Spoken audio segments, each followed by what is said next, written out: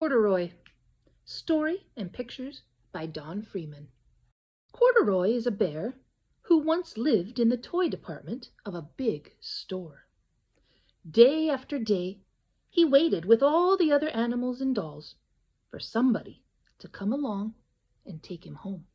The store was always filled with shoppers buying all sorts of things, but no one ever seemed to want a small bear in green overalls. Then one morning a little girl stopped and looked straight into Corduroy's bright eyes. "Oh, Mommy," she said, "look, there's the very bear I've always wanted." "Not today, dear," her mother sighed. "I've spent too much already. Besides, he doesn't look new. He's lost a button to one of his shoulder straps." Corduroy watched them sadly as they walked away. "I didn't know I'd lost a button," he said to himself. "Tonight I'll go and see if I can find it." Late that evening, when all the shoppers had gone and the doors were shut and locked, Corduroy climbed carefully down from his shelf and began searching everywhere on the floor for his lost button. Suddenly, he felt the floor moving under him. Quite by accident, he had stepped onto an escalator, and up he went. "Could this be a mountain?" he wondered. "I think I've always wanted to climb a mountain." He stepped off the escalator as it reached the next floor, and there, before his eyes, was a most amazing sight. Tables and chairs, lamps and sofas, and rows of beds. "This must be a palace," Corduroy gasped. "I guess I've always wanted to live in a palace." He wandered around, admiring the furniture. "This must be a bed," he said. "I've always wanted to sleep in a bed." And up he crawled onto a large, thick mattress. All at once, he saw something small and round. "Why, here's my button," he cried, and he tried to pick it up. But like all the other buttons on the mattress, it was tied down tight. He yanked and pulled with both his paws until, pop, off came the button. And off the mattress Corduroy toppled, ooh, bang, into a tall floor lamp. Over it fell with a crash. "Ouch."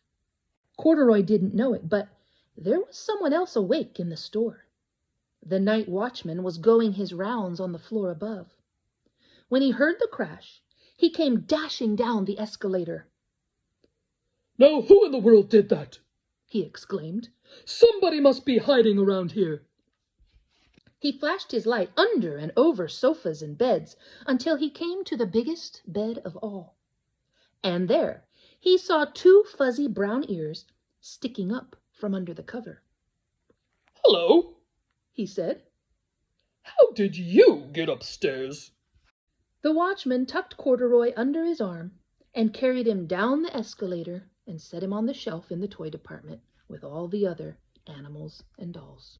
Corduroy was just waking up when the first customers came into the store in the morning.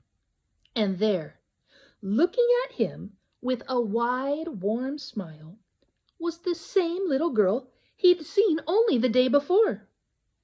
"I'm Lisa," she said, "and you're going to be my very own bear.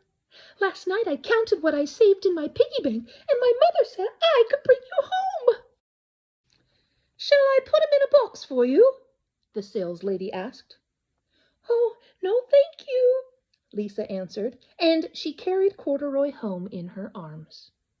She ran all the way up 4 flights of stairs into her family's apartment and straight to her own room.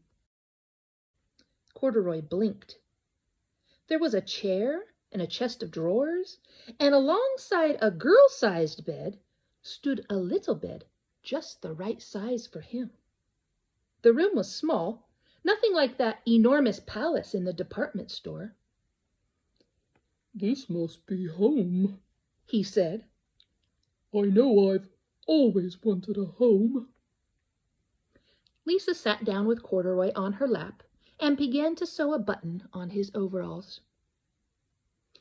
"I like it just the way you are," she said, "but you'll be more comfortable with your shoulder strap fastened." You must be a friend, said Corduroy. I've always wanted a friend. "Me too," said Lisa, and gave him a big hug. The end.